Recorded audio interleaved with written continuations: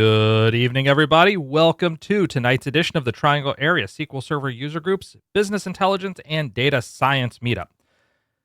Tonight, we are going to talk a little bit about Streamlit, and specifically, I'm going to talk a lot about Streamlit, and everybody else will talk very little about Streamlit. So in the aggregate, we will all talk a little bit about Streamlit. In case this is your first time, welcome to the Triangle Area SQL Server User Group. We meet 3 times a month, second, third, and fourth Tuesdays of each month.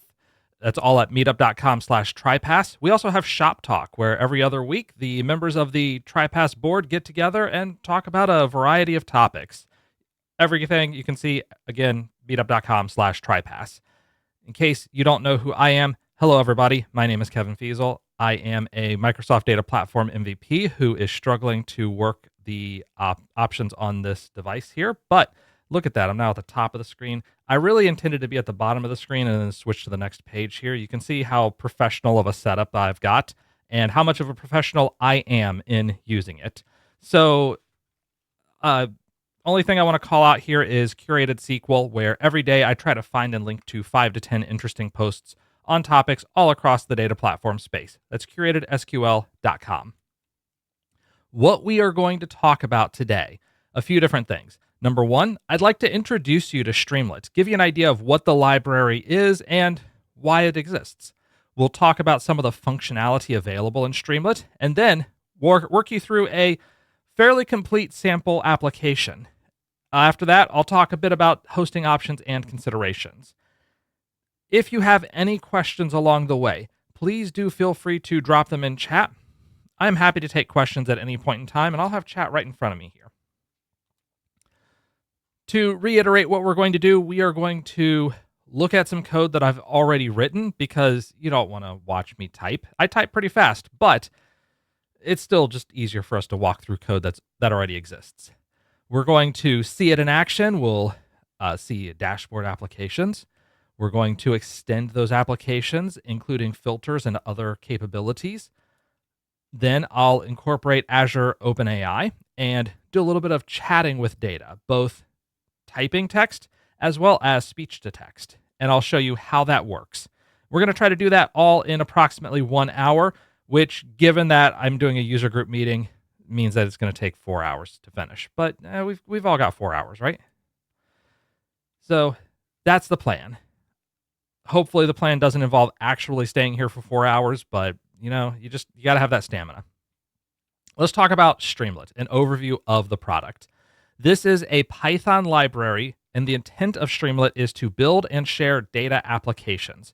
What I mean by a data application, this is a web-based application intended to display, analyze, or visualize data. That data, it may come from a database.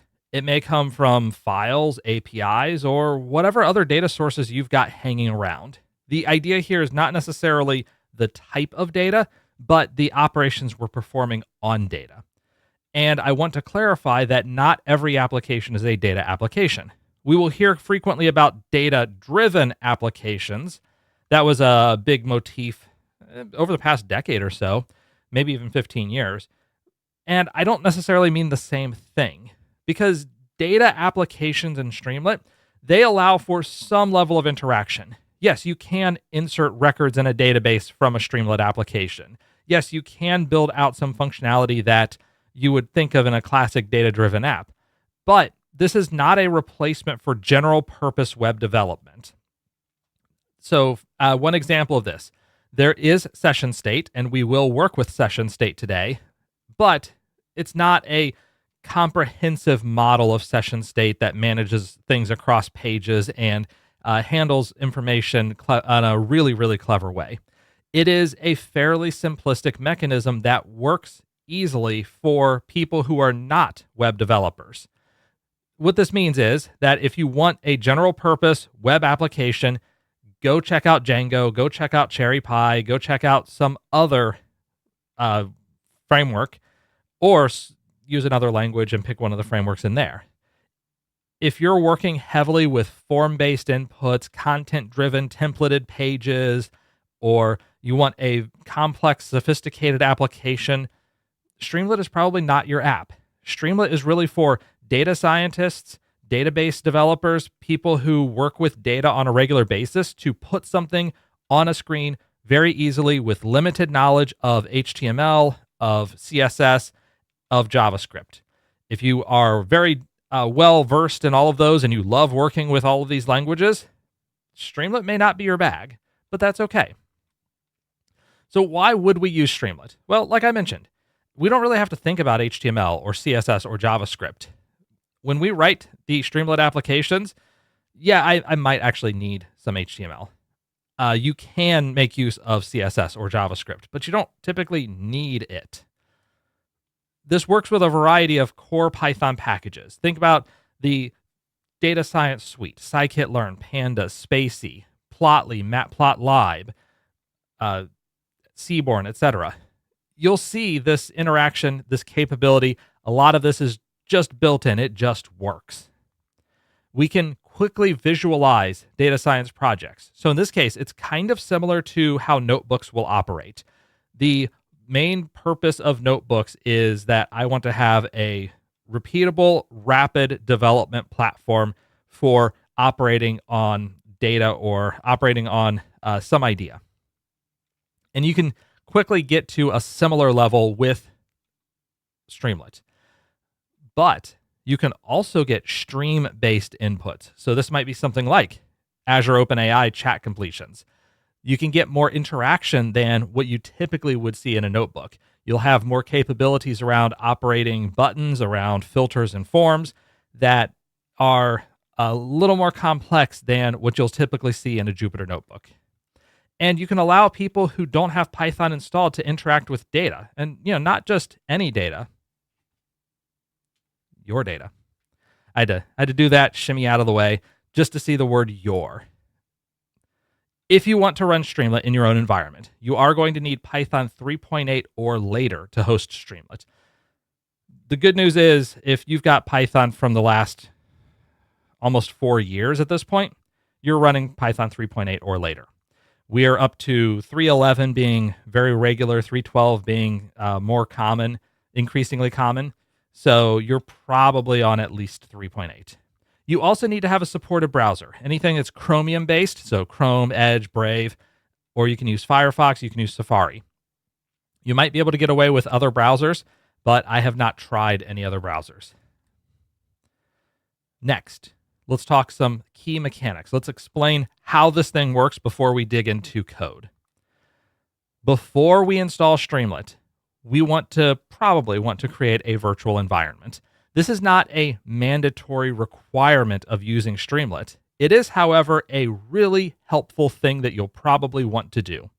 And you'll probably want to do that for anything that you're working with in Python, because virtual environments will allow you to isolate project dependencies, as well as preventing scenarios where different projects have conflicting versions of dependency packages. Those who are a little up there in years, who have a bit of gray in their hair, maybe in their beards, will remember things like in earlier versions of Windows where, you installed this version of a DLL for one application, and this version of the DLL is required for another application. So when you open up that other app, it crashes every time. And you get some incomprehensible error. And it turns out that, you have two versions of the same package, the same library, that need to have different versions of the DLL. Too bad. Well, we have something similar to that in Python, where this version of Spacey requires this version of some underlying library, but then you have some other package that you're trying to install that requires a different version. It doesn't overlap. It conflicts. You can get around a lot of this with virtual environments. And the way that you can create a virtual environment easily is Python -m, venv, virtual environment, and then you specify what your virtual environment's name is. That's going to create a brand new installation of your default version of Python in whatever folder you've created this in. So, for example, let's say that I've created the virtual environment and I call it Streamlit. Then on Windows, I can say Streamlit /script /activate.bat. I can do that in the command prompt. There is a PowerShell script for activation if you're using PowerShell. I've actually found that PowerShell is a little bit more complex to work with in terms of Python virtual environments and making sure that everything's set up correctly. So I tend to default to using the command prompt instead of PowerShell. Now, if you're on Linux or Mac OS, you can say source streamlit /bin/activate, and that will kick off the activation script.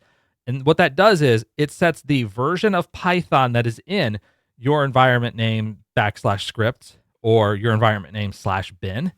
It sets that version of Python as the first version of Python in your current terminal's path. And so you're going to go search for that variant of Python. From there, you can then do whatever operations you need to do, install packages, and work in what is essentially a mostly isolated environment, a mostly isolated installation of Python. When you're done, just type the word deactivate, and it switches you back out to your default Python instead of using that particular virtual environment. Really easy to work with, and a nice consideration for when you're trying to have multiple projects and making sure that you don't have package interdependency problems. Once we're in that virtual environment, though, we can run pip install Streamlit. And Streamlit is going to install several packages with it. One of those is the PyArrow package. PyArrow is necessary for reading Parquet files from disk. That's one of the main uses of it. There are a couple of other good uses of PyArrow, but that's the one that I like the most. Now, you get Streamlit installed, and you'd like to run it. At that point, you can just say Streamlit run, and then run some Python file. This will kick off a web server. The default for this web server is port 8501, but you can specify a different port if you so desire. And actually, when I do this talk on my Linux laptop, I actually do specify a different port so that it guarantees that I don't have to run as sudo. So I don't have to run as my administrative account. Along the way, you might be interested in seeing, well, what can I do with a Streamlit application? I'll show you some of the functional mechanics behind it, but I'm not going to spend a lot of time on making it really pretty. You can get some inspiration from the Streamlit gallery, and I've left the link in this image on purpose. So that is streamlit.io/gallery. That gallery will allow you to see things like actually a really neat cheat sheet. The Streamlit cheat sheet is a website that will show you all of the different types of Streamlit commands you can run and give you a quick idea of what you can use them for. You'll see different applications that people have come up with, and even the Streamlit roadmap as a Streamlit application. So there's some nice capabilities that you're able to investigate. You can grab the code for these and then maybe apply some of it to your own applications. Speaking of the Streamlit cheat sheet, I wanted to specify it in here just to point out there are quite a few commands that we can see from displaying of text and data, media, interactive widgets, columns, tabs, other types of containers, and more and more. You can even add things to the sidebar, as we'll see. So this is a nice application to give you a quick reminder of what's available. Streamlit's documentation is also typically pretty good, and they also have a forum. If you do run into questions that the documentation doesn't cover, you'll generally get a pretty positive response. That was my 5 to 10 minute, let's talk about the purpose of Streamlit. Now we can think of, we understand some of the mechanics, but let's actually build an application. Let's start almost from scratch and build up piece by piece to understand how it all fits together. Because I think that is the best way that we're going to learn. So with that, let's go to the demo, and I'm going to leave the slides for a while. I'll eventually come back to them. But for now, we are going to spend some time in Visual Studio Code. Now, I'm also going to, by the way, open up a web browser in the background here for mysterious purposes that we may never know why. Here I am in the terminal. We can see that I have my virtual environment already set up. So I have created it in a subfolder called VE&V in my source code directory, and I've created one called Streamlit. So I've gone into scripts and I've activated that particular virtual environment. You can tell because there is, in fact, before my location of my prompt, I have Streamlit in parentheses. So that's how I know for sure that I am in the Streamlit virtual environment. I can also ask where Python, and it'll say their Python. So my first Python that's available in my path is source code VE&V Streamlit scripts python.exe. And you can see that I have a couple of other installations of Python that are available. But if I just say Python, it's gonna give me that first one in the path. So that's the one that I'm going to use, which is exactly the one that I want to use. All right. One other thing to note, I am in the root of this particular directory. I will give you a link where you can grab all of the code that I used in this project, so you could try it out on your own. So stay tuned for that. I'll give it to you by the end of the conversation. Next, I've got my virtual environment. I actually have a set of cheat sheets that I'm using, so that's why I'm going to be looking down a bit. So that way, if you want the cheat sheets, I even have them in here. So that way, you can look almost as sophisticated and suave as I am as I'm staring down at my sheets to try to remember what I'm doing. It's just another added bonus. I'm not going to assume that I have all the packages that I need. So I need to install at least Streamlit. We saw Streamlit, we saw PyArrow, but I'll probably need some other things. If I go into this code folder, I have a requirements.txt, and I was not particularly studious about specifying versions of libraries, which is okay. If something breaks in the future, I'm probably going to have to fix this and upload a new version, but well, I'll deal with it then. Future me will have that problem. So I could say pip install -r because I'm reading from a file, and that file is located in code /requirements.txt. So if I switch myself to the top of the screen for a moment, we can see pip install -r code requirements.txt. Let's run through this, and it looks like I've already installed all of the stuff that I need. So I have all of these libraries. Streamlit, we already mentioned. Pandas and NumPy are classic for any sort of data science project. PyODBC will allow me to connect to a relational database via the ODBC connectivity. Matplotlib and Plotly for visualization. Technically, as of Plotly, I think 5, Plotly Express is just a redirect to Plotly. So I technically could just say Plotly, but I'll leave it Plotly Express. We are going to get the OpenAI library. I will mess with Azure OpenAI over the course of this discussion. I'll talk a little bit about some of the stuff that's available in Streamlit Extras. And I need Azure Cognitive Services, the Azure AI Services Speech Service Library, at least version 1.33. I've got all this installed, which means I can kick off my code and see what it's doing.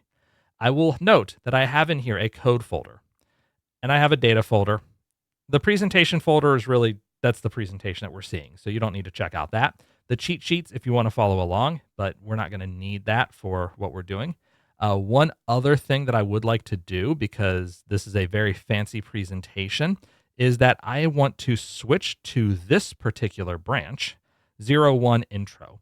The way that I'm going to show you all of this stuff is I've set up a series of branches, and we'll navigate between the branches because that will demonstrate changes in code over time. So starting in this code folder, you can see we no longer have data, but I have an index.py. So let's check that out. And I don't need to sign in. I am more important than signing in. I'm going to come back down here to the bottom so that we can get a better view of our code. And it is, my linter is complaining that I have spaces in here, but it'll deal with it. Let's talk about what we see. First line, import Streamlit as ST. I'm bringing in the Streamlit library, and by convention, ST is the short name for Streamlit. Similar to how Pandas is PD, NumPy is NP. Next, I can create a title, and a title is going to be a header on the web page. So it'll be called Chicago Parking Tickets Analysis. Then I have write. Write will write text out to the screen. And I can put in any sort of Python string. So in this case, I'm taking advantage of the triple quoted strings to have multi-line strings, and then immediately not taking advantage of the multiple lines on the string because that's just how I roll. But I have some text in here. Then I'm going to show you a sidebar The sidebar is the left-hand side of the screen. You'll see a bar that has usually it'll have filter options, it'll have page options. It'll show optional settings that we could work with. In this case, I'll have a header called filters, and I'll write out use these options to filter the data. Then I'll have some subheaders for violation code, ticket status, and notice level. The data set that I'm using is the Chicago parking tickets data set, and that actually comes from Daniel Hoopmacher. Daniel is a very kind gentleman in the SQL Server community who has put together a database of Chicago, Illinois parking tickets over almost a 2-decade period. I have a link to Daniel's blog post in the notes that I'll give you at the end, and I happily will shout him out whenever I use this database because it is a fantastic training database. It's real data. It's fairly relevant and interesting. There is some messiness to the data, so it's not like a fake data set that's got 20 records and you can easily work with it. There's a little bit of complexity to the database, and I like that. But for the moment, let's jump into the code folder. Then what I'm going to run is Streamlit run index.py. And I guess I'll pop myself back up to the top again so that we can see this. So Streamlit run index.py. And this should work. Let's make sure that it does. We can see that it opened up localhost 8501. And my network URL is this IP address, which is on my local network. And even though I mysteriously opened a website on the other screen, it decided to take it over here. All right. What we have right now, we have an application. That application, as you can see, has a title of Chicago Parking Tickets Analysis. We have some text, including a link to Daniel Hoopmacher's website where he talks about the Chicago Parking Tickets database. And I just want to point out, how often do I shout this thing out? Basically, like most of these are me. Almost all of these are me.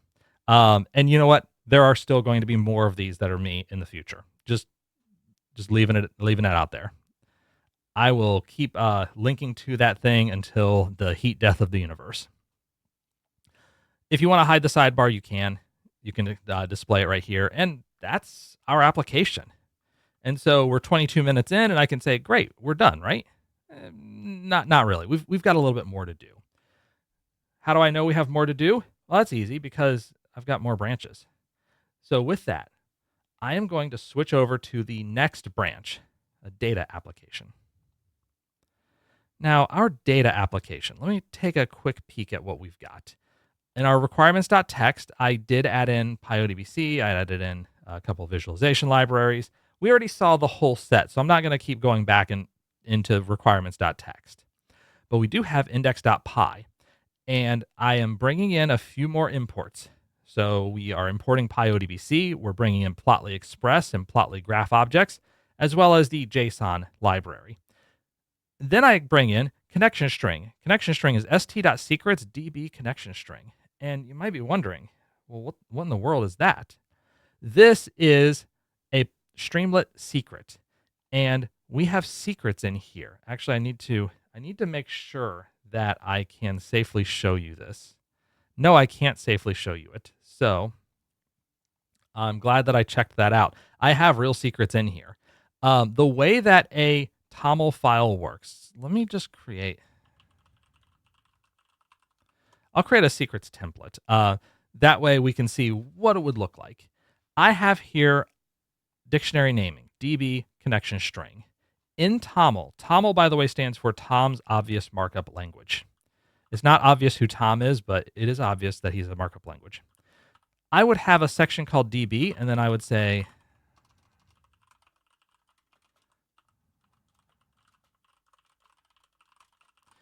my SQL Server connection string. I can put this in quotation marks, and then if I save this file, then I would have basically a secret in a section called DB that is referenced as connection string, and this would be populated by this particular value. Now, clearly I would want to use a real SQL Server connection string, not me just typing in some text in here. That's not going to help very much. But if I fill that in, what this allows me to do is I don't have to hard code my connection string in the application. You can create a config.toml file, which is generally for things that you're okay with checking into source code, or if you don't check it into source code, they're visible configuration settings. But for something like a connection string for keys, endpoints, that kind of stuff, I'm going to dump that directly into secrets.toml. And then in my get ignore, I'm going to ignore, in this case, I'm ignoring everything in .streamlit, but I absolutely want to ignore secrets.toml. That way I don't accidentally check it in. And you can see that, for example, even though I've created secrets.template.toml, it's not showing up as a file to add to source control. Now I won't accidentally check in my keys and fall into one of the most obvious traps when working with GitHub and public repositories. All right, we've talked about what a connection string is. We've talked about how to create a Streamlit secret. Next up, let's talk about working with the application. Now, if I come back down, you can see that I've got quite a bit going on here. But if I start down near the bottom, oh hush, I should disable PyLint for the purposes of this presentation so that you don't see orange underscore or squigglies everywhere. But you know what? Let's do that. Let's take PyLint. We're doing it live, people. We're gonna turn off this linter. Doggone it. It's not easy to do that. I was going to search strictly in installed, but let's hide recommended and see if I can maybe turn off my Python linter. So I do have PyLance, but that's not what it is. PyLint. Let's do that. We're going to restart. There we go. No, I still don't want to use Synapse. All right. We have a title, Chicago Parking Tickets Analysis. We still have the box that we wrote, but now we've got something new. We're filling in sidebar widgets. So we have our filters, we have a write operation, we have a subheader, and then I'm actually filling in violation code. And I have this function get violation codes. So if I pop up here, I've defined a function in my index.py file that is called get violation codes. What I'm doing is I'm saying from connection, call pyodbc.connect and pass in my connection string. As you'll recall, my connection string comes from that Streamlit secret. So I need to have a secrets.toml inside of a .streamlit folder wherever I deploy this application. Then we have a SQL command. And I'm just doing this in a very simplistic way, just saying, hey, if I'm a data scientist and I want to get this application out as quickly as possible without a lot of sophistication, without doing multi-tier applications or creating sophisticated business objects or data layer or whatever, just write a query and show results. Then we can do it pretty easily here. So I've got my SQL command here, and then I'm going to call read SQL from pandas, sending in the string and my connection. And we can see that I do this a few times. One other thing to note is I am using this st.cachedata attribute or decorator.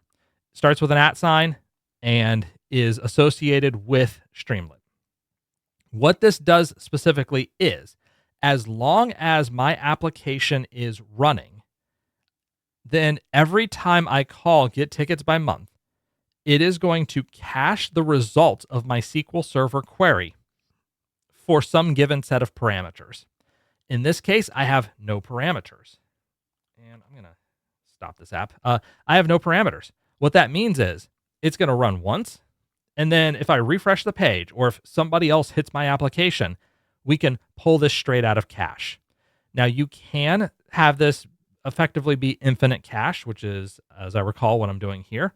Or you can say something like TTL equals 3600, and that'll cache for 1 hour. Or you set the time to live any length that you so desire.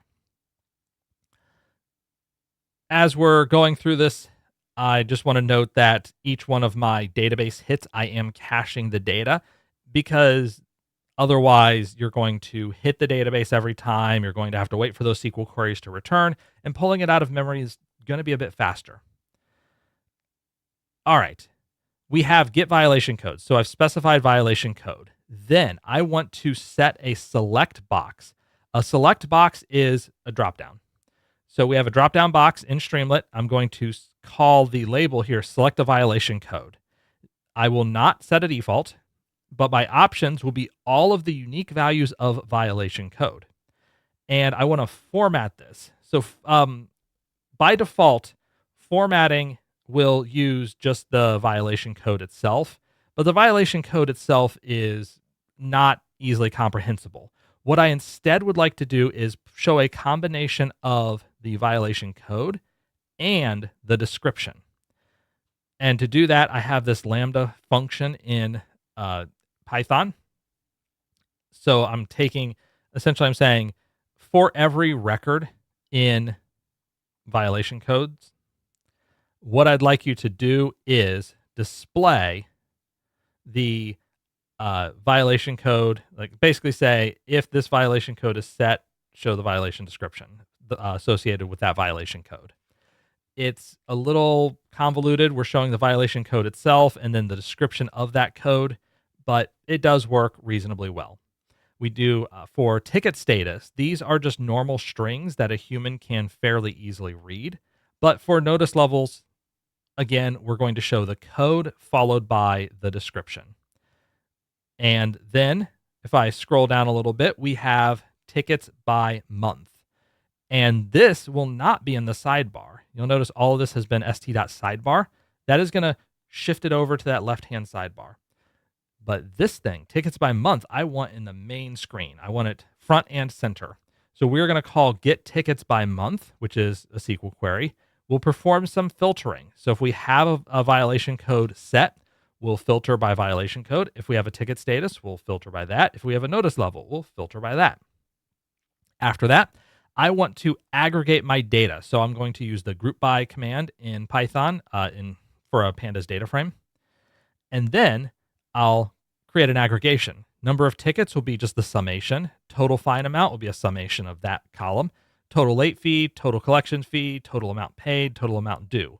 All of these things will just be classic sums. They are all additive measures. So I can take all of the total amount dues for all of the people over the course of a month, sum that all up. And then I'll sort by issued month, descending, meaning that the latest values will come first. So I've got my aggregated data. Then I'm going to create some tabs. Now these tabs are strictly visual. And let's actually, let's run this. Now I think I have to be in the base directory. Nope. Actually, I have to be in the other directory. So I have to be in code. That's something that we'll have to keep in mind as I go through the course of the demos tonight. So I'm going to open up a new command prompt and let's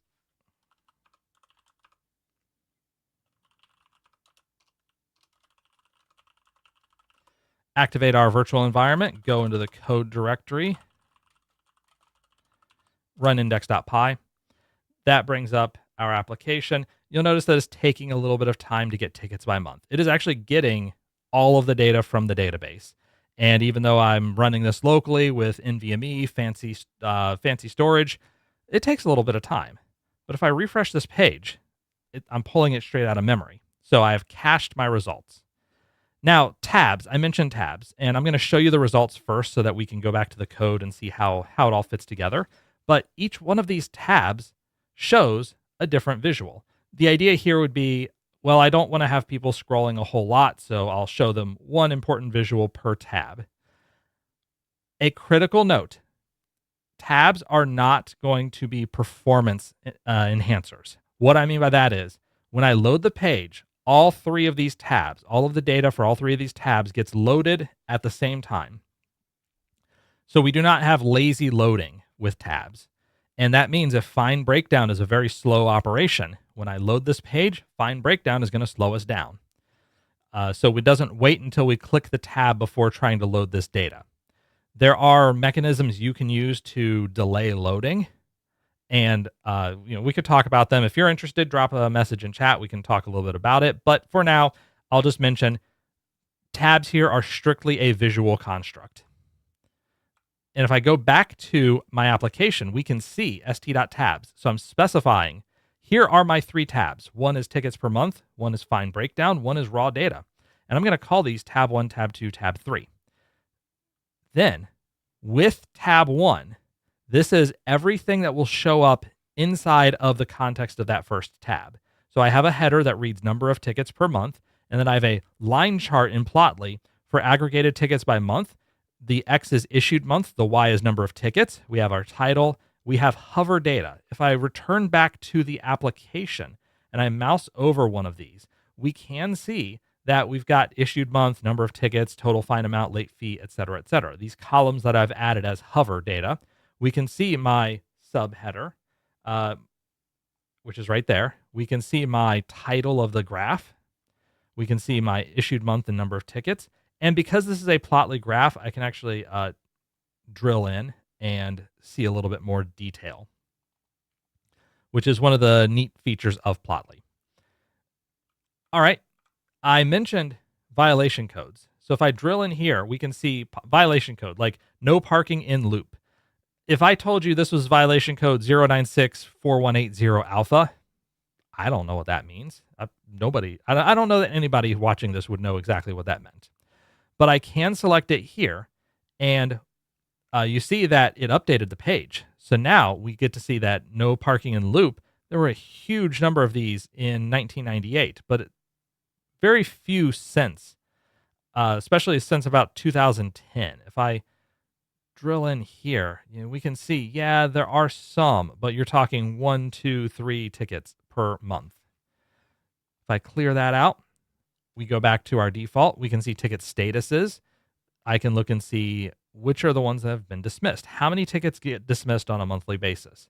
There was a stretch where there were very few tickets that were getting dismissed, but in general, there's a fairly consistent number, up to 20,000 tickets per month that get dismissed.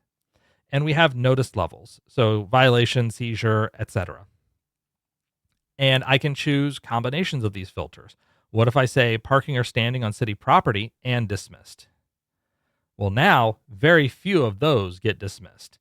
We can see 30 to 50 per month are on the dismissal list. But if I remove that, that's 30 to 50 out of anywhere from 130 up to 400. So we're talking probably about 25% or so of those particular tickets get dismissed. And I can find all that stuff out just by working with the interactions of these data sets. So that was tab 1. Tab 2 is the breakdown of fines per month. This is a simple bar chart where I have my same aggregated tickets per month data set. And the x-axis is still issued month. But this time I'm showing you total fine, total late fee, and total collection fee. And the idea would be that this is your fines and fees. And we'll display that as a Plotly chart as well. On this second tab, we can see that total fine amount is generally the dominating factor, but late fees actually make up a pretty large percentage.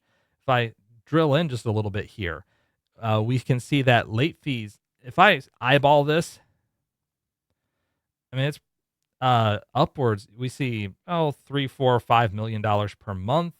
Total amounts, you're talking somewhere in the order of 20 to 25. So yeah, we're looking at somewhere around 20% of the total money that City of Chicago is getting is based off of late fees of getting charged after people get tickets. And then our third tab is raw data, which is a simple data frame display.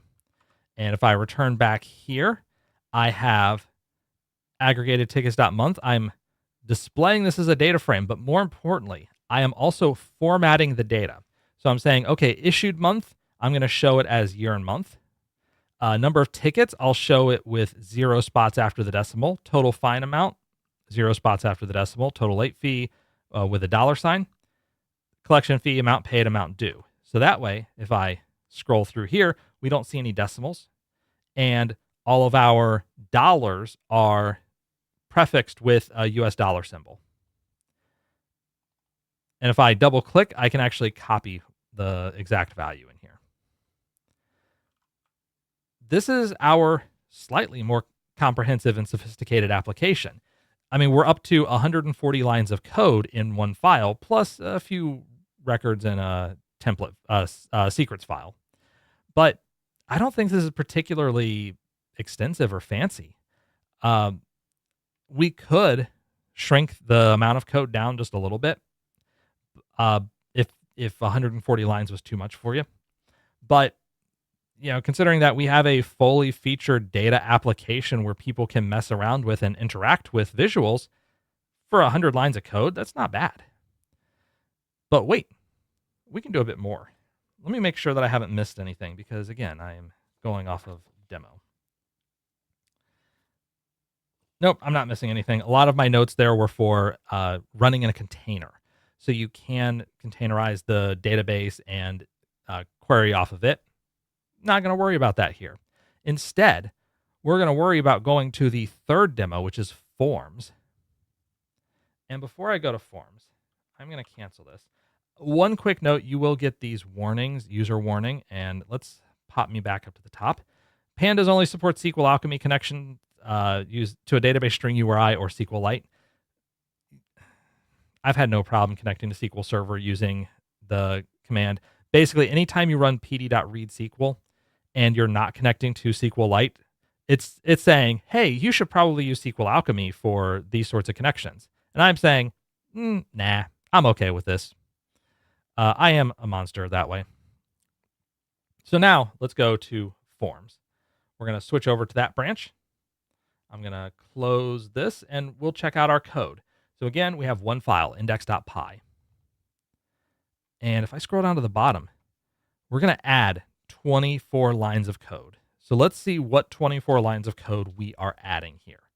First, I'm setting a time to live for my cache. I'm saying I would like you to live for only 1 hour. That way, if I have data that perhaps I know that it updates like on an hourly basis or even a daily basis. I've got data in a warehouse and I don't want it to be too stale. I can set a time to live and allow that data to live in memory for 1 hour before it disappears. As I scroll down, talk about what I did change. First, I want what I want. Let's talk a little bit about the prior application. As I was changing values, it immediately updated the application. Maybe I don't want to immediately update the app. So let's run this index again. And this will take a moment because I did stop and restart the app. So it is calling get tickets by month again. We'll have to bake that 10 to 15 seconds for the query load time into our understanding that this is the way the world works. So I specified maybe no parking in loop, and then it immediately updated the page. But what if I want to wait and perhaps set some ticket status, set a notice level, and only then do I want to update the page? I can do that. I can create a form. So this is now a form instead of just 3 drop-down lists. And where that's particularly helpful is I'd also like to specify a date range. Yes, you can do this neat trick in Plotly where it will allow you to zoom in on a section of data.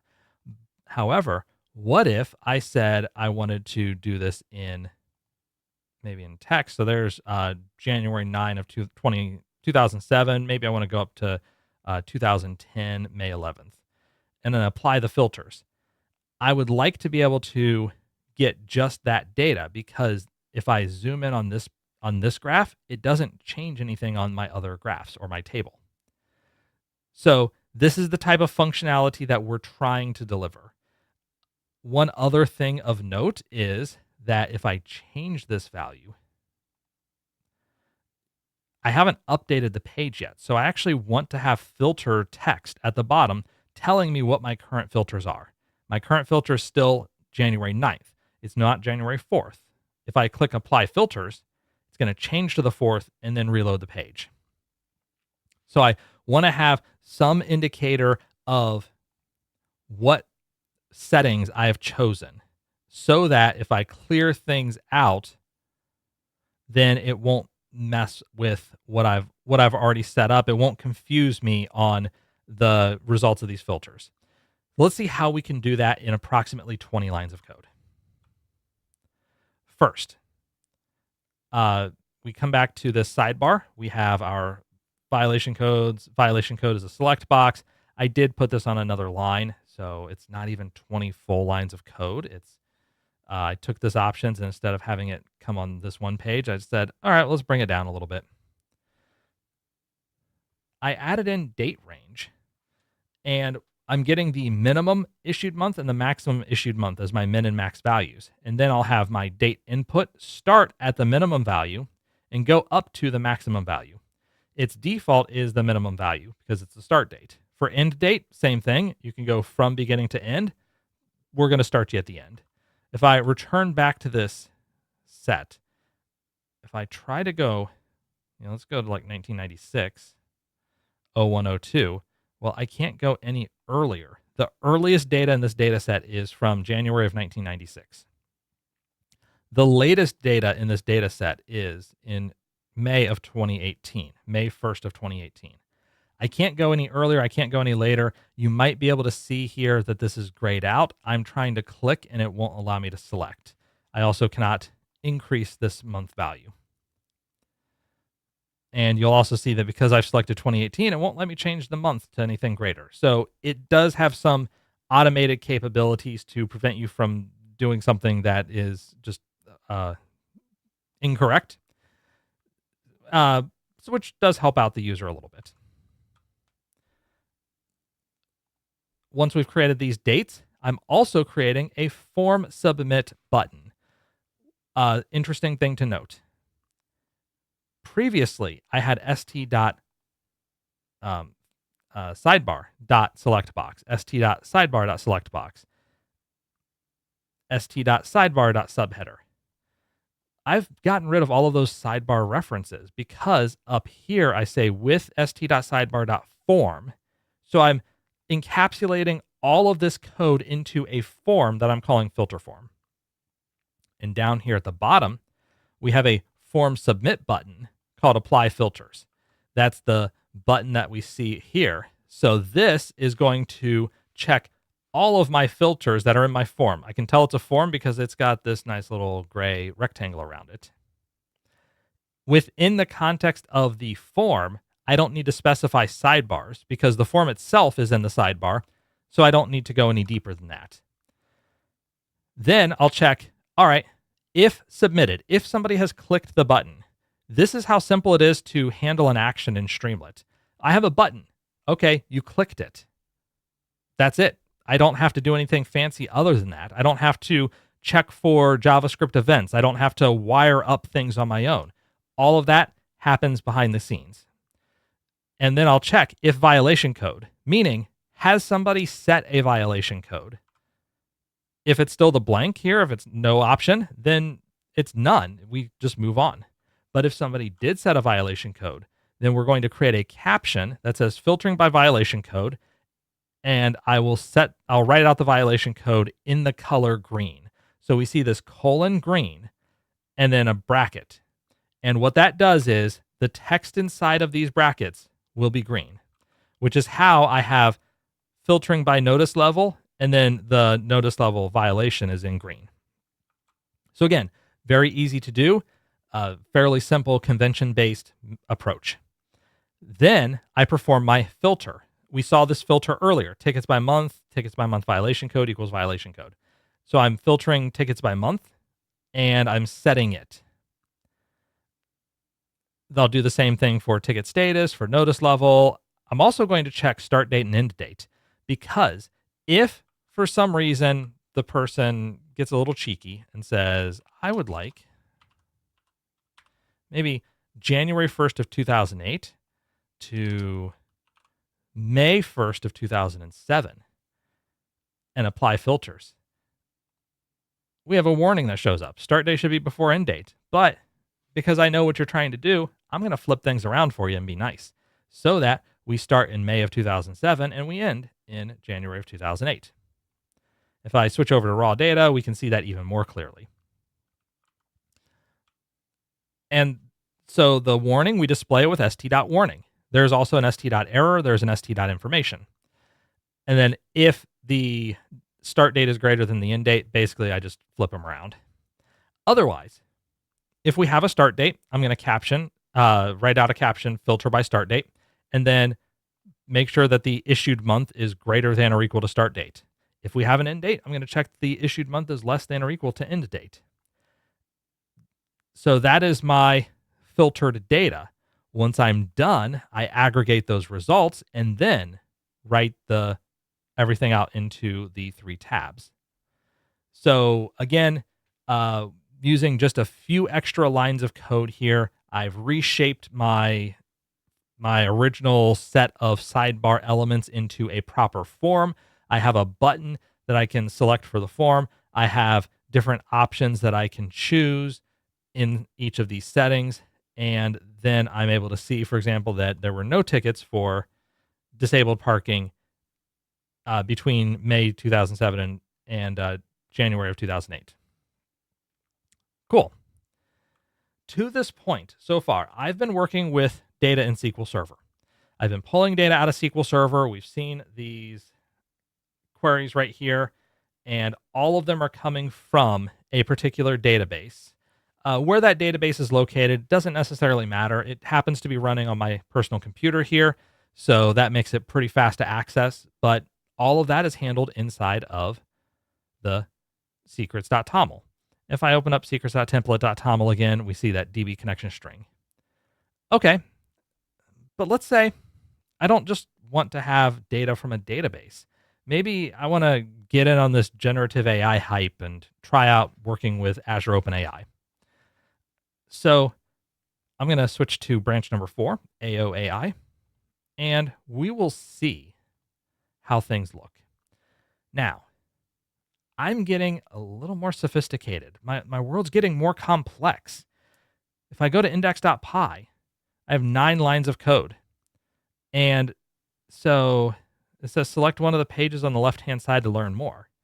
It turns out that Streamlit has another convention, and that convention is there's a pages folder. Inside that pages folder, you can have any number of Python scripts. Each one of these scripts will show up as a page in the order in which they appear lexicographically in your pages folder. To ensure that review parking tickets shows up before chat with data, I can prepend this with a number. And another Streamlit convention is prepended numbers get taken away when you display the pages. Underscores get translated to spaces. So when I run this application,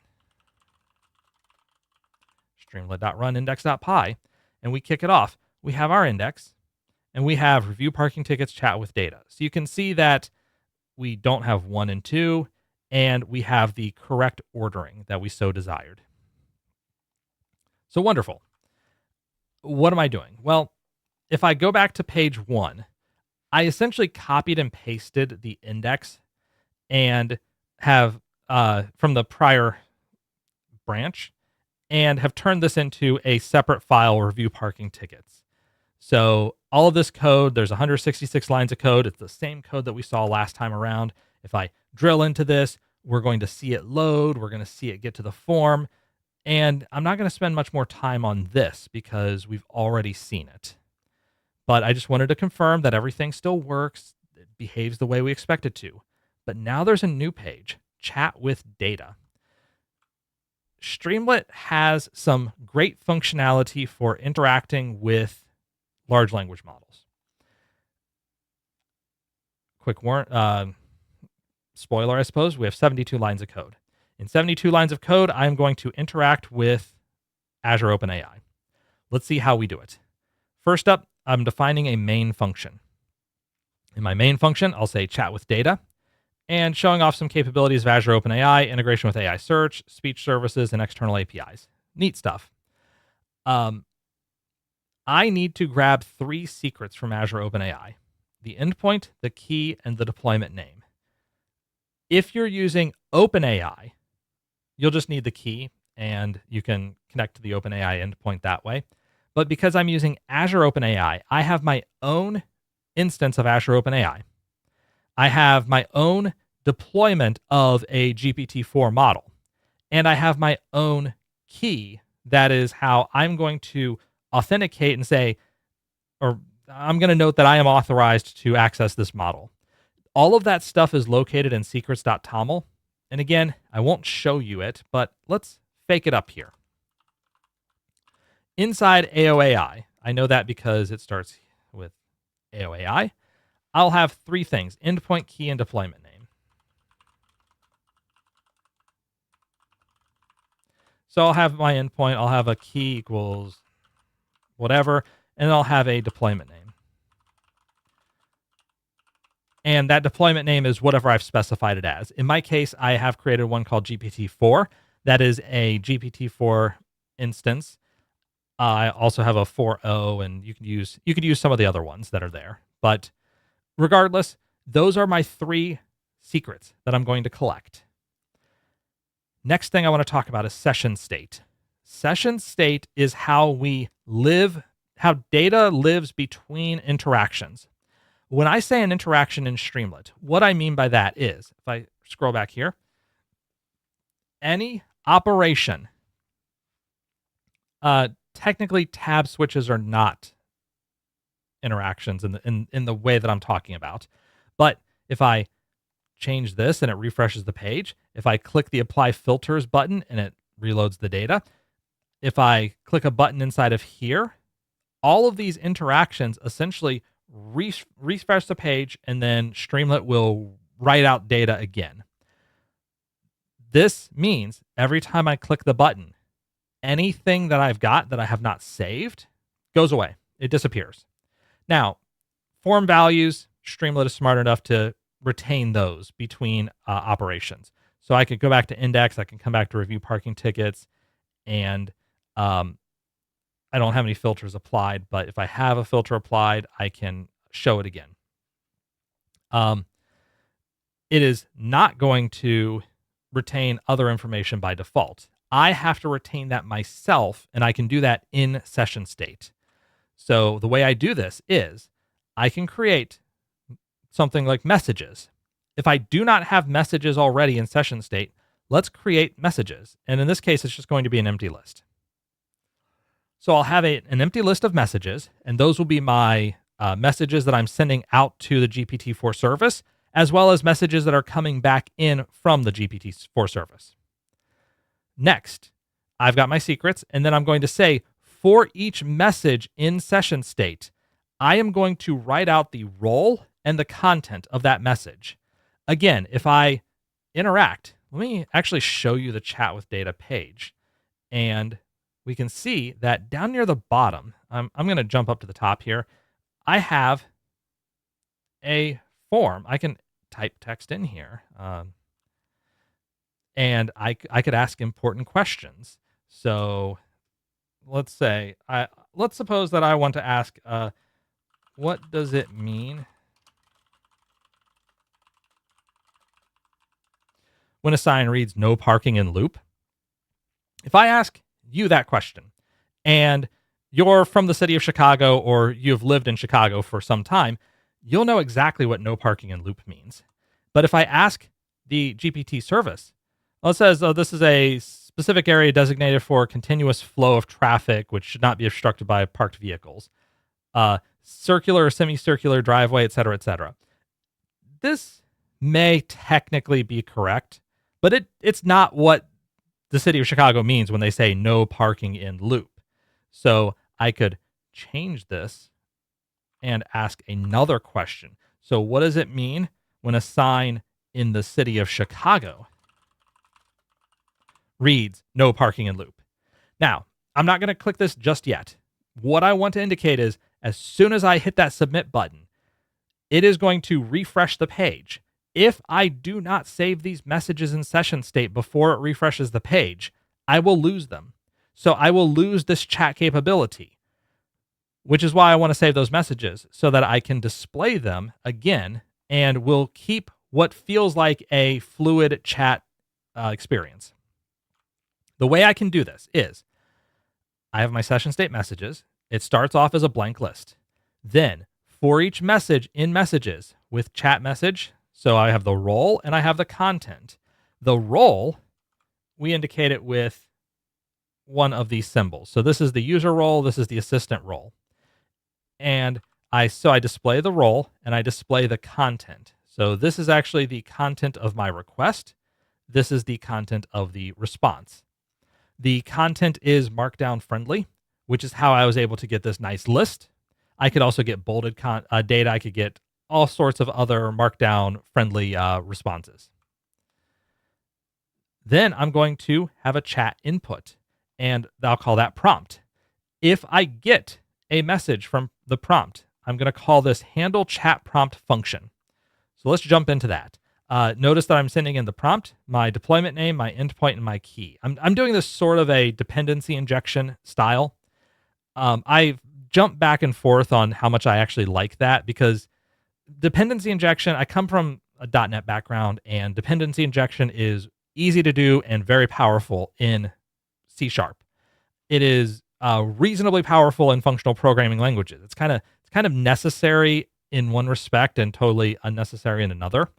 Where necessary in the sense that you're still passing in all of the parameters for the things that you need for a particular function, but the exact mechanisms of dependency injection aren't the same at all in a functional programming context. Well, Python is its own weird beast, and so sometimes this is useful, sometimes I'll just have the secrets exist inside of a function. But this time around, I do have the secrets, I'm passing them in, as well as the prompt. And we are going to append to session state the role of user, and the content is my prompt. Then I can write out that prompt. So that way it immediately writes out to screen before we communicate with the GPT-4 service. This is how it feels like I've immediately written my text, and then we can have what feels like an interactive experience coming back. The way that we have this interactive experience is that with chat message from the assistant, I'm going to create a message placeholder. And then my full response is just an empty string. And I'll call create chat completion. So let's jump into create chat completion. I'll send in the deployment name. I'll send in session state messages, my Azure OpenAI endpoint, and key. And this function, this is where I instantiate my Azure OpenAI object and then specify this is my API key, this is the API version I'm using, this is the endpoint that I'm using. And I now have a client. So then I can call the client and say client.chat.completions, create a new chat completion request against my GPT-4 model, sending in all of the messages that I have previously created as the context for this discussion. So that way, if I ask a question, I ask a follow-up question, I still have the context that is available for the GPT-4 agent. And there's an extra parameter here, stream equals true. When stream equals true, what'll happen is, and you saw that when I showed you the first example, but it'll spit out blocks of text at a time. So it won't wait for the entire response. It'll give you a little bit, little bit, little bit. And that makes it look even more like it's a very fast typist who's generating a textual response for you. So coming back here to handle chat prompt, I have for response in create chat completion. Because I'm streaming, it will send me a collection of responses. So for each one of those responses, I need to check, does it actually have any information?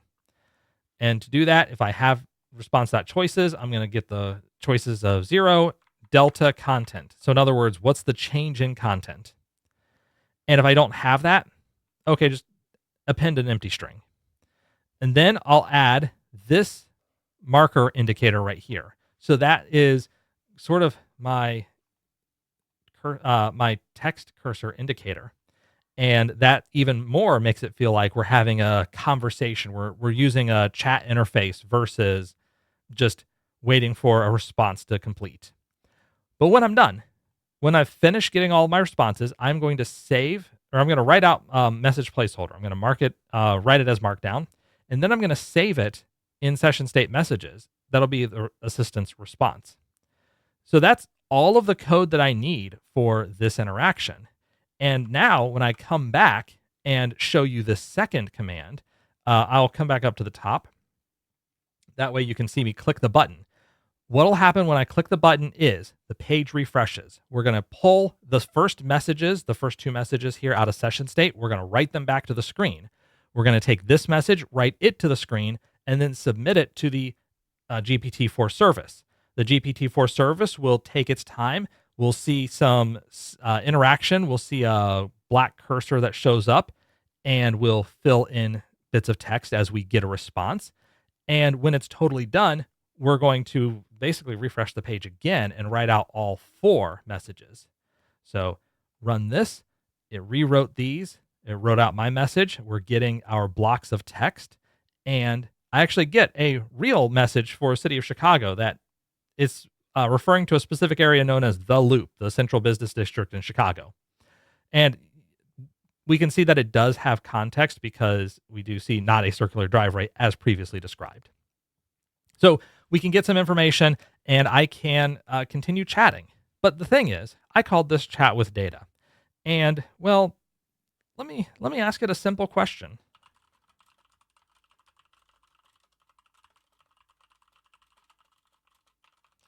How many parking tickets did the city of Chicago write in the year 2016? I know that from the data, but well, it doesn't have access to that data, so it can't provide you that information.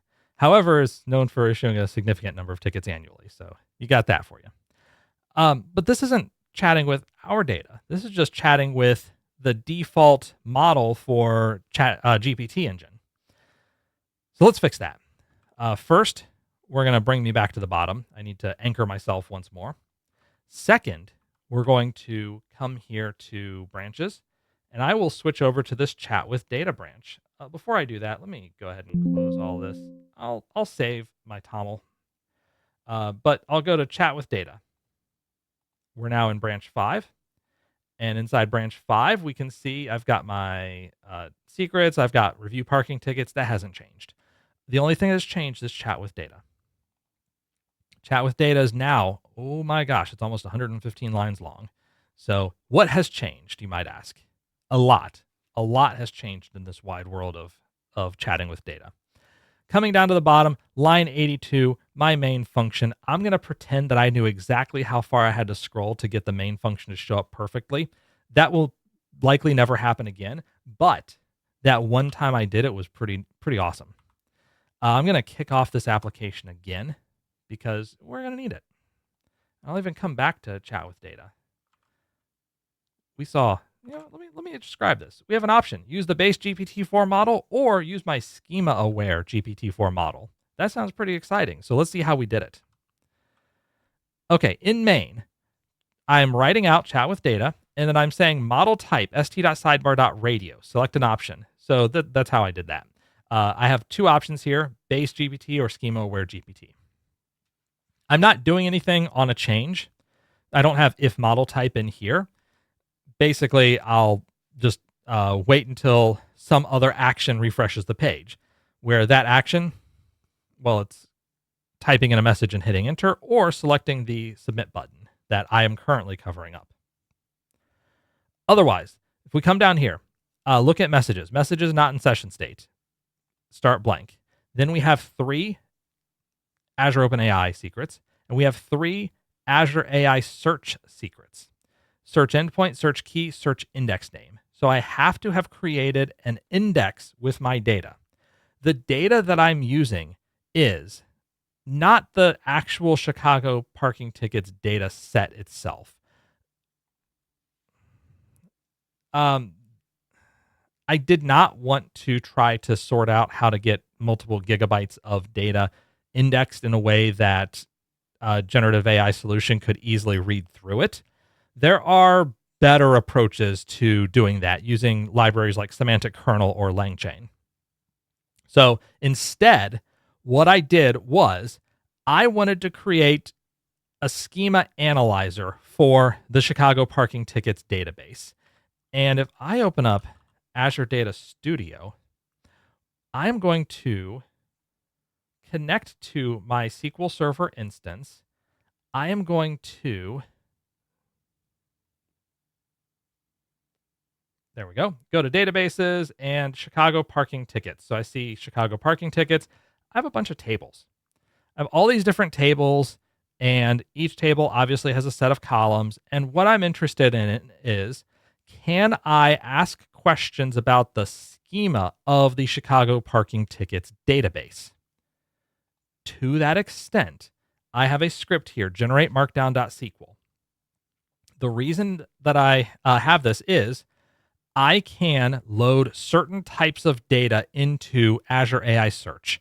Markdown files are included, PDFs, documents, I think PowerPoint might be included in there, text files, CSVs, that kind of stuff you can upload and index using Azure AI Search. Well, I like Markdown. I'd like to create some Markdown. And I have a SQL script that I adapted from Thomas Williams, who himself adapted it from other people's work. And essentially what it does is it will go through your SQL Server database and add documentation for each table, view, function, stored procedure. I have also added in information on indexes and foreign key constraints. So that was my contribution to this. If I were to run this, basically it's going to generate out a whole bunch of text. We're not going to try to understand exactly what the script is doing here because I've already created this for us. Here's the output. What we have is, when I created it, you can see I created it back in July, and I have my table, chicago.buildings. This is the description. What was really nice about what Daniel did was he added in extended properties for most of the tables and columns, which a lot of databases don't have that. But because he did have it, this script actually pulls those out and it gives us additional textual information like to address, upper bound address number, from address, lower bound address number. So this is a building in the city of Chicago that may stretch multiple addresses. And for that building or that building table, we have a set of indexes. So these are the indexes on here. The type of index, we have a spatial index. We've got clustered and non-clustered indexes. We have some check marks that indicate, is this a unique index? Is it a primary key? Is it a unique constraint? So PK buildings is a primary key. It is unique, but it is not a unique key constraint. And then I added in the foreign key constraints. For buildings, we have none, but if I scroll down to census tracts, we actually do have a foreign key constraint from census tract on the community to chicago.community areas on community. So we get all this information. And what I did was I took this, uploaded it into Azure AI Search, and created an index out of that data. With that information, I can now take the search endpoint key and index name, and I can say, okay, well, for each session state message, we're going to write that out, and we're going to wait for a chat prompt. So handle chat prompt. You'll notice that I added in these extra endpoints, and I also added in the model type, whether that be use the base GPT-4 model or use a schema-aware GPT-4 model. This right here is why I've kind of moved a little bit away from using the dependency injection style or the pass in all the parameter style for Python, because you start getting a lot of parameters pretty quickly. So I could do that in a more elegant manner, but it's okay. We'll deal with it. So handle chat prompt starts off the same as before. We're going to append the user's message to session state, and then we're going to write the message to Markdown to the screen. But then with Chat Message Assistant, I have a full response, and I'm going to check, am I using the base GPT-4 model or am I using the schema-aware GPT-4 model? Meaning, am I using the index that I've created? If I'm using the base model, this code is the same as before. You'll notice I don't even pass in the search index. But if I'm using the schema-aware version, if I've selected that radio button, then I'll create data with chat completion, and I'll add in search endpoint key, and index name. And then write out the full response, write out the markdown, save this in markdown, append the message. So this code has changed a little bit. And if I scroll up at the top, create chat completion has stayed exactly the same. This is actually the reason why I had two separate functions, was so that I could more easily explain this. Create chat completion has stayed the same, but I have a complete create chat with data completion that now takes in messages, but also in its streams, but it also has this extra body where the data source is Azure Search. My endpoint is my search endpoint, my Azure AI search endpoint. My index name is whatever I've created. And my search key is how we're going to effectively communicate with the Azure AI search service. With all of that said, let me come to chat with data, and I am going to ask it once again a question. So, what are the columns that are available on tickets.parking violations?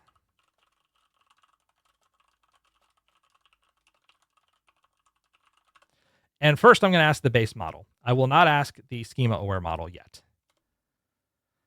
So it's going to return back and say, I don't know. But, if you happened to create a table called parking violations, maybe you could have some of these columns.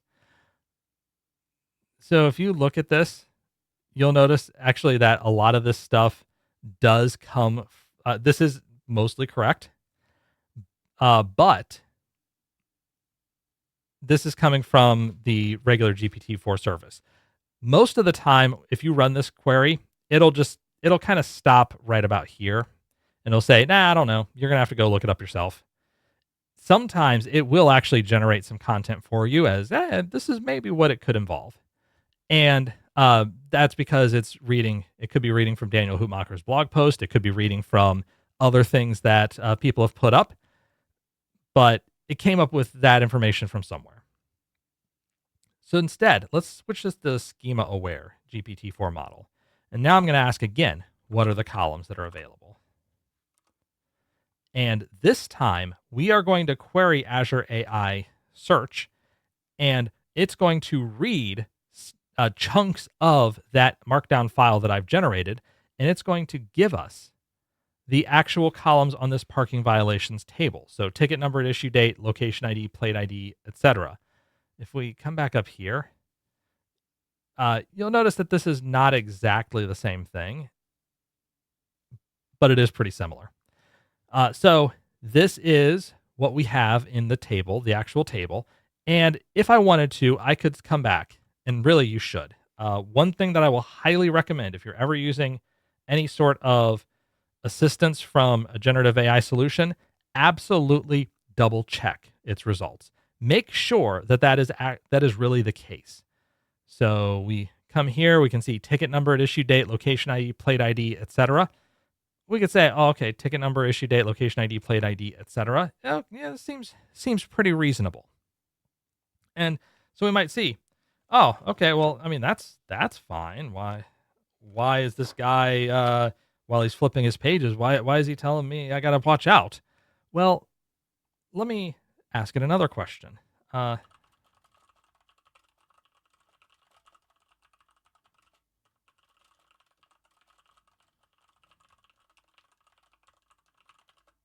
So how can I connect poverty rate and unemployment rate to data that I'm querying from ticket.parking violations? Now, if I get the results here, we have parking violations joining to zip codes, joining to socioeconomic indicators per zip code. If I go look at parking violations, I don't have a zip code.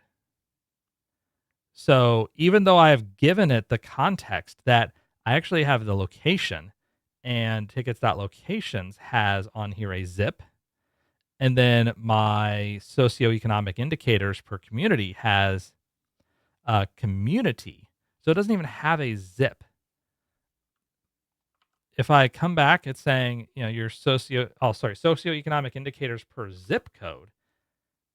And I look at this and say, I don't have a socioeconomic indicators per zip code. Do I? No. I have population by zip code, but it's now telling me to use a table that doesn't exist, and it's telling me to go through a method that I can't use. And so that's why I'm saying be sure to follow up, be sure to understand what the results are and that you're not getting bamboozled like we are here. That said, this is quite often pretty useful. Like,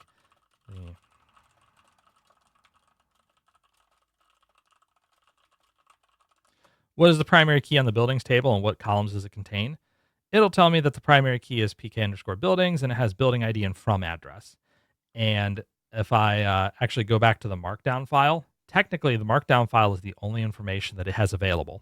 It does not actually know about your SQL Server schema. It just knows about this markdown file. And if I asked about the buildings table, well, the building ID and the from address are the two columns that make up the primary key. Those are the two that have an asterisk here. PK buildings, building ID, from address. So that was actually pretty straightforward, and it did the right job. But then, if we're thinking about this in a corporate environment, we don't want people to put in inappropriate requests and then try to say, will you sell me this for $1? Or in my case,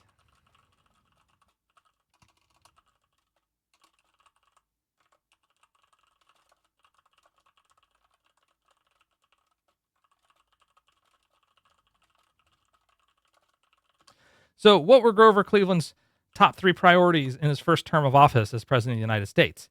It's going to respond essentially saying, I don't know. It's not my data set. Please leave me alone. And that's how I want it to respond. I don't necessarily want it to opine. I don't want it to talk about topics that aren't related to my data set. And so this is very strict about the type of information, the type of response it'll give, to the point where it can even be overly restrictive.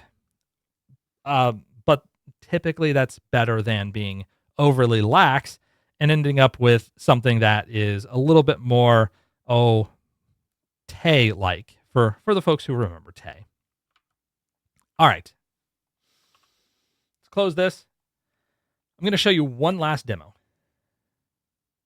Speech to text. All right. We're going to switch to the branch, speech to text. And I probably could even go back to the master branch, but that's okay. In speech to text, I'm going to kick this code off one more time. What I want to do in chat with data is I would like to add a button.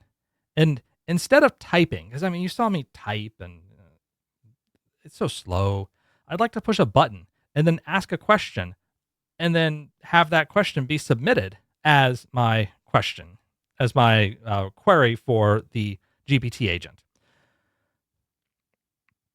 So let me walk through the code and then I'll demonstrate it.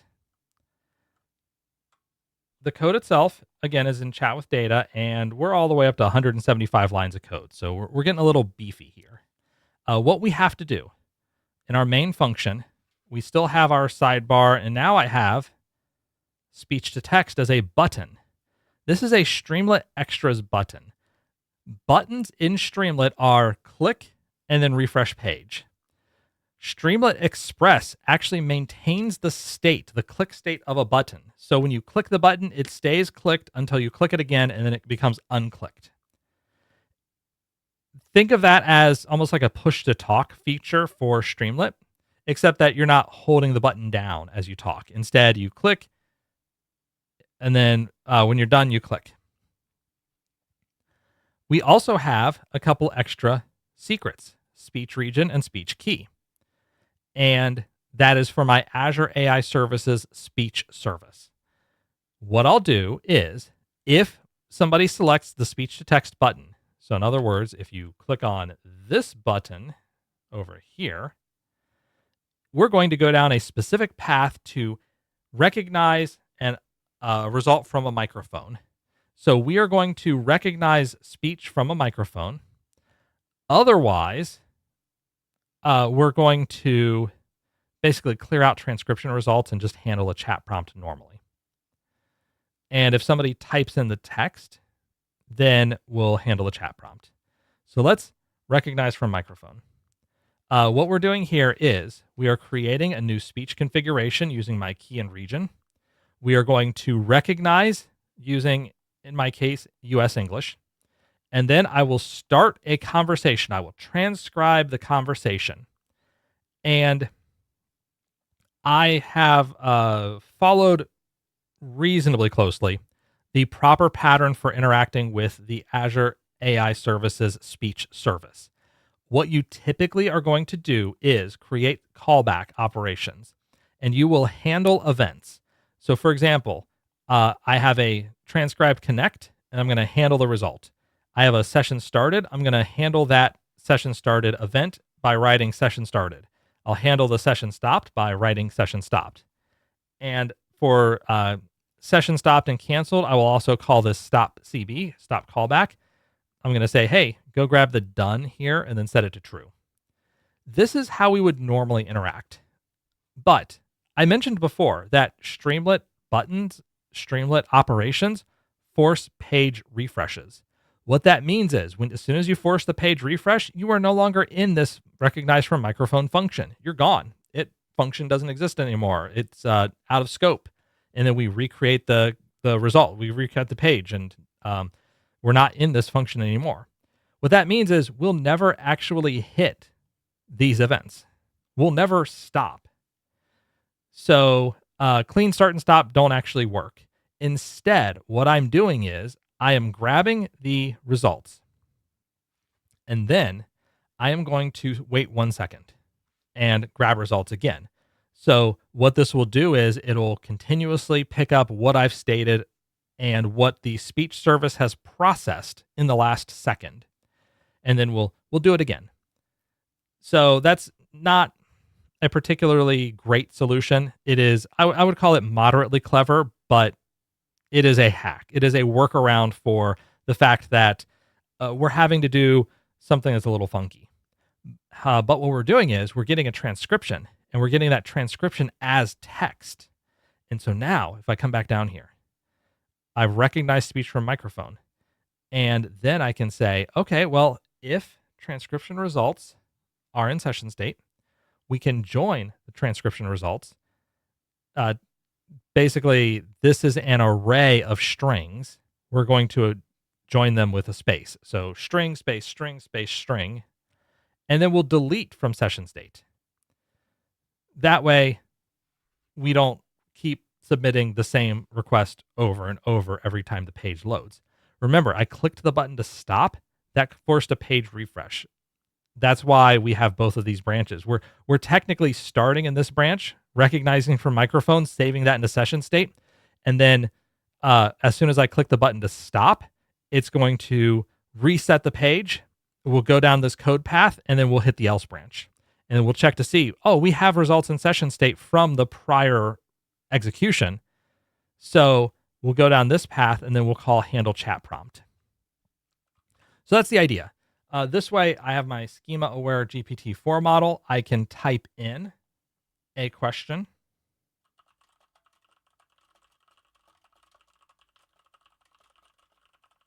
How many tables are there in the ticket schema of this database? So I just want to note that this does work still. It still operates the same as before. But I also want to point out, if I go back to the database, in the tickets section, the ticket schema, I have 1, 2, 3, 4, 5, 6, 7, 8, 9, 10, 11, 12. I have 12 tables here. It's telling me that I had 9 tables. One of the tables that it does not show me is tickets.accounting. So let me give it some sass. Are you sure about that? I also see an accounting table in the ticket schema. Can you give me the correct answer, please? Note that I did wait a second or two for it to finish up the response here. If I immediately cut it out, so it added accounting, but it actually took out one of the other ones. For whatever reason, this is very insistent that there are 9 tables. I'm pretty sure there are actually 12 tables in the ticket schema. Give me the correct answer, please. And then as I come back through here, I must have hit the button before it finished processing. So let me try that again. I'm pretty sure there are actually 12 tables in the ticket schema. Give me the correct answer, please. There, that gave it plenty of time to process my text. And now we have the results. So now we're going to see if I have coerced it into giving me the correct answer. And it says, oh, hey, there are 12. That's amazing. This is why generative AI models were like drunken interns. Sometimes you just have to yell at them for a while and make them give you the right answer. But if I come back here to the terminal, what's nice is I can see my session started and I can I see the question that I asked, session started, question that I asked. It actually did capture my response the first time, but apparently didn't send it out to the service for whatever reason. Maybe the page refreshed while it was trying to send out. Nonetheless, we do get to see results and we get to see how all of this fits in together. So gone through a lot of demo here, showed really a full application that has a lot of functionality. So with that, I'd like to wrap up in the next, say, 15 minutes. Before I get there, I've got a few more slides to cover. So Streamlit has some basic theming options available, and I didn't really get into any of it. But in that .streamlit/config.toml file, you can set things like primary color, background colors, text colors, fonts, etc. And when it comes to hosting Streamlit, I've got a few recommendations. There are several ways that you can host Streamlit applications. The first one is just hosting it on your own server. To do this, I do recommend a web server proxy, something like Nginx. And what this will do is it'll forward inbound calls to your Streamlit process. If you're running on Linux, that Streamlit app can be a background service. You can have it executing using systemd if you're using Ubuntu. To do so, I would create a config file in .config/systemd/user. Inside of that config file, we can specify that this is a Streamlit service. That's the name of it. And after network.target, essentially what that means is after you have network access. The service is a simple service to execute running Python. I'll execute Streamlit, and then we will run wherever my Streamlit app is, whatever that index.py file is. We restart on failure after 2 seconds. So if for whatever reason the application fails, we can automatically restart it and just have it run on startup. Once I have that config file, I can load the service up, enable it, and start it. And now that service is just running in the background. I don't have to do anything special to kick it off. If we want to host in a Docker container, I could create a fairly simple Docker file. So here we've got Python 3.12 Slim. I'm going to say I'll work in the app directory, and let's install some applications in this Docker container. So we'll get curl, we'll get Git, and build essentials. Then I'll clone wherever my GitHub repository is. I install whatever requirements I need to from requirements.txt. I'll expose port 8501, and then perform a health check, executing to make sure that localhost 8501 is up and running. And I will also run Streamlit app.py, whatever my application is called, on port 8501 locally. So that kind of a Docker file is pretty easy to put together, and now I have a containerized application, so it's not too bad. Once I've got that in place, I can build my Docker container image, docker build -t, I'll tag it as Streamlit, and then I can run an instance of that container.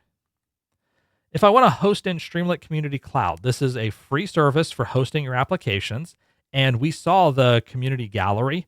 All of these things are hosted in the community cloud. So this works well for a demo app or for a community tool, and there are some limited capabilities for restricting access, but this is not the type of thing that you would put your sensitive corporate data on. This is instead the type of thing that you would put a free service like a cheat sheet. The way that you host this is locally, you're going to create your Streamlit application.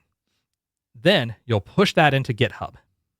In Streamlit Cloud, you link your GitHub account to Streamlit Cloud and then say, this repository, this branch, this file, this is what I want to deploy. It'll deploy out and it'll run on their service.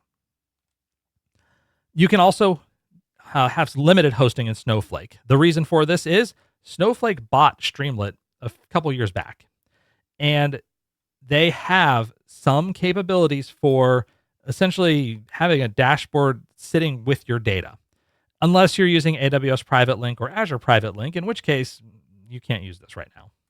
So there are some product limitations. This is not the full functionality that you would have running locally or running on a server someplace.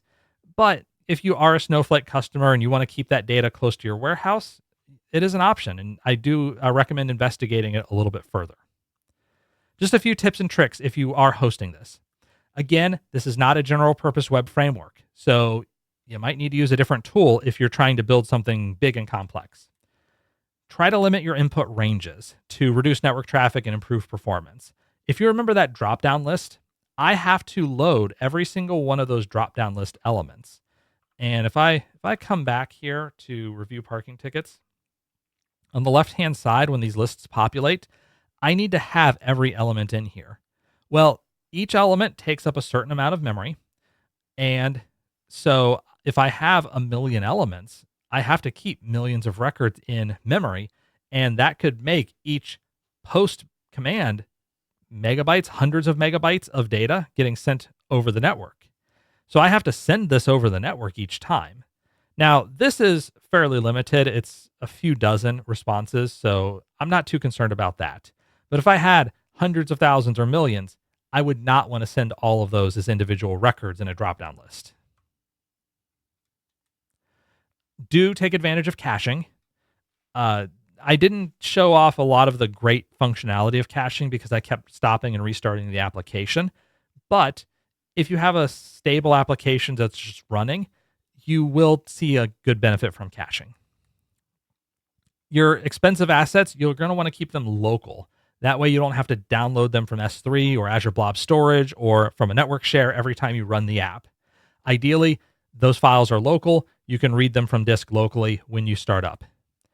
Make sure to optimize your queries, optimize your API calls. Yes, this is a simple application, a simple service, but API calls can still be expensive. That can still be slow. So in addition to caching, make sure that your SQL queries are tuned. Make sure that your API calls are tuned, that you're getting just the data that you need. In my scenario, I was getting all of the data for Chicago parking tickets, and maybe I don't need all of the data. Perhaps I could write more sophisticated code to get just the data that I need in order to display what I want. So I would recommend investigating that, digging into that, especially as you get larger databases with more records.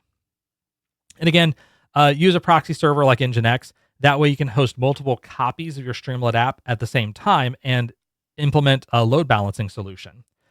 So I could have 4 different copies of this service and have different people hitting each one of those, and Nginx essentially routing to the different spun up services. And yes, they will need to hold data in memory separately. They will interact separately. But if I have a heavy application, if I have a lot of people using this application, I can scale it out as a more effective way of increasing the number of active users. So wrapping things up, we have gained some understanding of what Streamlit is. You can see how quickly we can build a Streamlit application and some of the options that are available for hosting Streamlit applications. If you would like to learn more, you can grab the slides, you can grab links, you can get additional resources, the demo code. That's all available at csmore.info/on/Streamlit. If you have any questions afterwards, please do feel free to send me an email, or you can also reach me on X. And I will quickly point out as well that I actually have a YouTube playlist for this topic. So this video is going to go up on the YouTube channel in the next couple of days. There is also a playlist that has each of the videos broken out into a more YouTube-friendly format. So that's what you'll get. You'll get slides, demo code, this YouTube playlist, and then I'll add a link for this video for maximum self-referential value. So with that, that's all I've got for today. If there are any questions, you're welcome to drop them in chat or hit me up later. But I don't see anything in chat, so I think I'm going to wrap things up for the evening. Hope you enjoyed this edition of the Triangle Area SQL Server User Group's Data Science and Business Intelligence meeting. As a quick reminder, our next meeting, Advanced DBA, will be the second Tuesday of October. Our main meeting will be third Tuesday of October. That one's in person. And we'll have the last Data Science and Business Intelligence meeting of the year in October, of the fourth Tuesday of October. So we take off the fourth Tuesdays of November and December and then come back next year all nice and refreshed. So hopefully we'll see you at some of these future events. But until we do see each other again, everybody, take care.